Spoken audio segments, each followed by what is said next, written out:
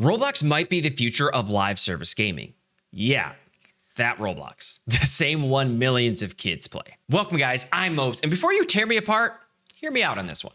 We can all agree online gaming has gone through a lot of phases. At one point, it was pay once, then we started getting expansions. After expansions, they started giving us DLCs. After DLCs, we started getting battle passes, which finally led to where we are today with full live service. And at first, this progression actually made sense. It costs money to keep servers online, developers need to get paid, but at some point, it stopped being about sustaining great games and turned into how much money can we extract from players. Hello! I like money. This left us with battle passes everywhere, microtransactions in everything, and half-finished games sold at full price. And the players, we're burnt out. That's why you're seeing such a resurgence in single-player games, indie devs dominating, and big studios having to lay people off. It's all signs. The current system is breaking.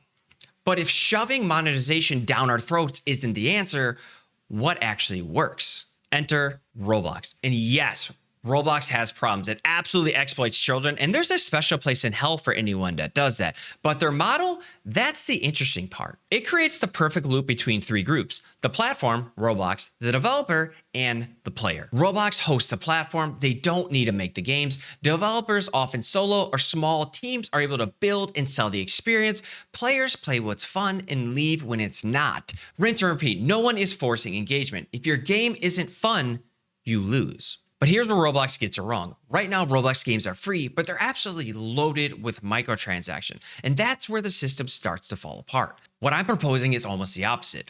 The platform is free, but the games cost money. No microtransactions, no pay to win, no buying your way to the top. If the game is good, you pay for it. If not, you move on. Simple. This is kind of what FaceBunch is trying to do with S&box, and honestly, they've been doing versions of this since Gary's mod. But I think their biggest hurdle will be them charging $20 just to access the platform. That is a massive barrier in a market where many games are free to play and everyone is competing for the user's attention. The platform should be free. Let developers decide how they make money, but give players a clean experience. Buy the game, play the game, that's it. Now, I know what a lot of you are going to say. That's just Steam, dummy. But you're overlooking the most important part: free access to the Source 2 engine and thousands of optimized assets ready to use when creating your game. As a developer, this is exciting. You're not answering to some executive forcing monetization in your game. You just make something fun and the system rewards it. And it still works financially. The developer gets paid, the platform takes a cut, and the player gets better games. But if that's not the answer, what is? I'm actually curious. Please tell me what you think. Here's a controversial one. Ads. And I don't mean ads you find in a mobile game or things you saw in the early 2000s on the internet. I mean subtle ads, ones that don't disrupt your video game experience and are worked seamlessly into the UI.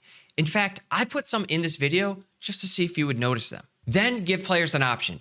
Pay $5 a month if they want to support your game directly to remove ads completely. No pay to win, no buying cosmetics. We go back to earning everything again. And honestly, I miss that. I miss the days of standing in Ogamar and seeing Thunder Fury for the first time. Now, when I see someone, I don't ever think that's impressive. I just think that dude spent a lot of money on this game. But let's be honest, that system would probably get corrupted eventually too, right? Because if this industry has proven anything to us, it's that greed always finds a way in. I want to be clear. I don't think the Roblox model is perfect. But the core idea, the loop between developer, platform, and player, that might be the closest thing we have right now to something that actually works.